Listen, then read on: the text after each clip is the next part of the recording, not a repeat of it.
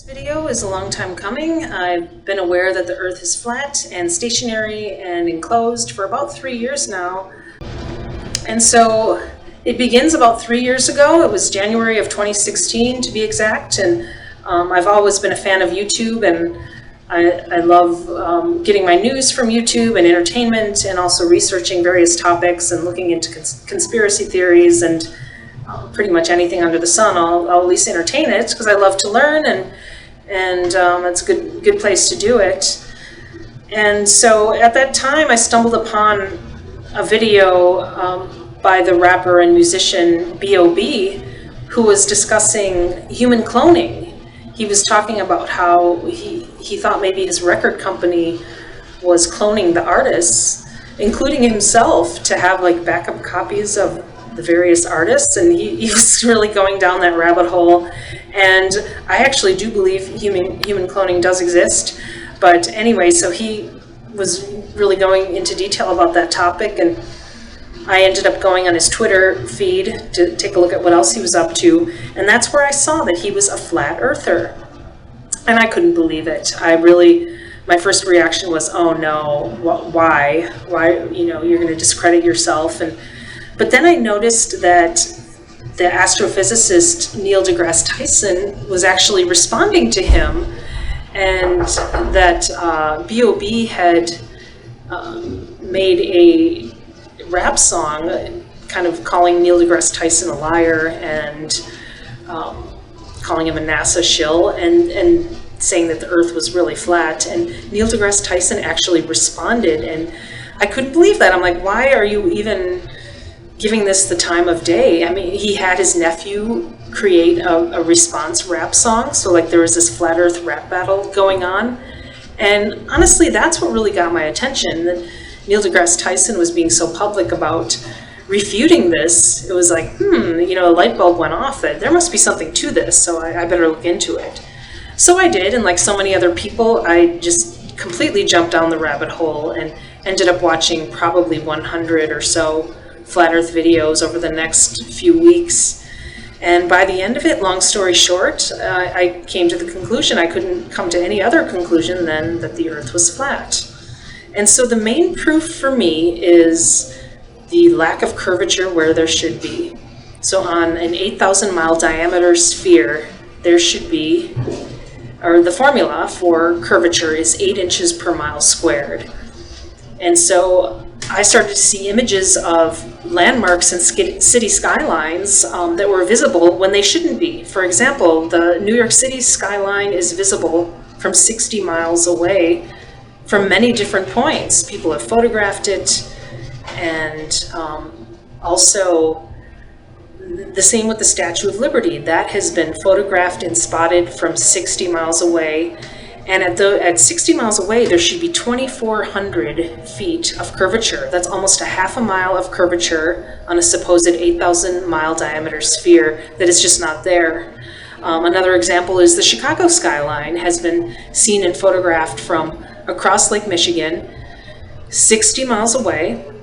And once again, there should be a half mile or close to it of curvature that just isn't there. The Philadelphia skyline has been seen and photographed from 40 miles away, and that's 1,000 feet of missing curvature. Here, I live in Hawaii, and so I'm on the island of Maui, but over to the west of me are the islands of Kauai and Oahu. And people have reported being able to see the island of Kauai from Oahu on a clear day. And so for 90 miles, there should be 1 mile of curvature blocking that. And even if you adjust things for elevation, there still should be, some obscuring of the view. The people that are seeing this are close to the shoreline. There might be a little elevation, but you should not be able to see at that distance. There should be curvature if we are on a sphere. And so I've just given like 4 or 5 examples, and there are countless more of lighthouses, of mountains, of more city skylines that just should not be visible over vast distances, and that all adds up to that the Earth is flat. Another proof of the flat Earth to me are electromagnetic railguns. These are specialized guns used by the military that can shoot a target up to 200 miles away. And now the formula for curvature calculated for that distance for 200 miles should yield 5 miles of curvature. So there's no way that gun should work. And so again, that's a smoking gun for me. When the rail gun that shoots 200 miles away can function, that means there's no curvature to be found. And some people try to argue that there's gravity or refraction or some nonsense that's pulling the bullet downward over the curve. I mean, bullets out of railguns are traveling 2,500 miles a second. So that is not curving at all. That's going straight. And so yeah, those items to me and more like them prove the flatness of the Earth. And as far as the Earth being stationary, the proof of that to me is the stars above us. So the space agencies tell us that Earth is rotating at 1,000 miles an hour, that it's revolving around the sun at 66,000 miles an hour, that the entire solar system is spinning around the Milky Way at 500,000 miles an hour, 500,000 miles an hour. Those stars should look different every night if the Earth is moving that way. I mean, come on. Meanwhile, the constellations never change. There's evidence from texts out of ancient Sumeria that from 10,000 years ago that the constellations looked the same back then. So they're not changing. And to me, that indicates nothing else but the Earth is not moving. Certainly the sky above us is rotating around us, but the action of that is more like a planetarium. The sky is revolving around us. The Earth itself is stationary, and that proves geocentrism. And lastly, the evidence for me of a firmament dome above us is rainbows, because rainbows require a reflective surface, and the shape of a rainbow perfectly mirrors the arc of the firmament dome. You can make a rainbow artificially, but you always need a mirror or a piece of glass in order to do it, and the rainbow takes on the shape of the reflective surface, so it ends up being a straight line. So to me, that substantiates the dome above us. And some people who still believe the globe lie point to NASA as their proof, and the photos and videos that come out of NASA as proof of the globe. And to that, I would respond that NASA themselves actually say that they use Photoshop to create their images. They use a lot of CGI. And if you look at the images of the globe that they've put out over the years, there are serious anomalies and inconsistencies in them.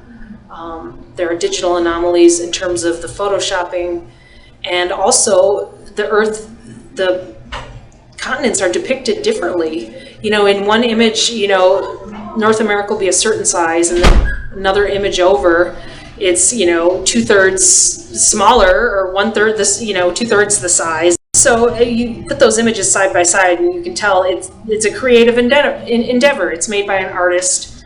It's not a photograph. That is not proof of a round spherical Earth. Logical question after all of this is, why the lie? Why the big colossal lie hiding the true nature of this world? And I've thought a lot about that, and what I've come to believe that it's about power, money, and control. Unfortunately, there is a cabal in this world who are intent on ruling this world by force, financially and otherwise, and they have infiltrated pretty much every country and institution in this world. They are within our own country, in the fake news propaganda media, in our own FBI and DOJ, and their ultimate goal is control of all countries and ultimately the world. And what better way to exercise control over a population than by concealing where it is we really live? And this group, one of their methods is controlling information, and wouldn't that be the ultimate thing to control? Just what the actual nature of this world really is. And so I think it comes from that. And this deep state in our country was behind the formation of NASA decades ago, which I believe was formed to fake space and thereby substantiate the globe deception.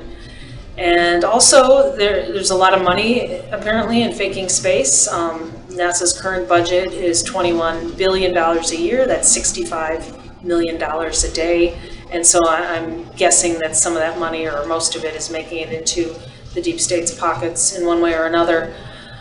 And so there's tremendous motivation to deceive regarding the nature of this world if there is a group that wants to control the world. And there's a bunch of fake science and speculative science that goes along with the globe model, including the Big Bang and evolution. And basically, coming out of that is that there's no creator. There is no God. And by extension, that promotes atheism and hides the idea that we have an immortal soul, that, if you think there is no God and it's one and you're done and this lifetime is all there is, it becomes a very fear-based world. It brings out negativity in people, survival fears and competition, and opens us up to just really being ruled by our egos. Whereas when we know the truth, that we are an immortal soul having a human experience, that opens us up to our own power. It's very empowering. And I believe this cabal, that's the last thing they want. They don't want to see us empowered, so they hide the nature of the world to always keep us a little off balance and disoriented. Something is not quite right. We can't put our finger on it. And also we start to doubt who and what we really are, when the truth is we are immortal souls having a human experience. But if we believe we are finite human beings, we are far more prone to egoic reactions and fear-based reactions. And so this cabal is satanic in nature. They worship Satan, so they're not looking out for us. And they were really sold a bill of goods by Satan and his minions, and they practice a philosophy of do what thou wilt, which means they think they can do whatever they want with no karmic consequences. And so it is my prayer and my hope that this cabal and this deep state will reawaken to their true nature as an immortal soul, as a being who is loved by God, and return home to God. And that is the destiny of all souls. But I think it can happen a lot faster than it would otherwise if we all just focus on that and ask God for help.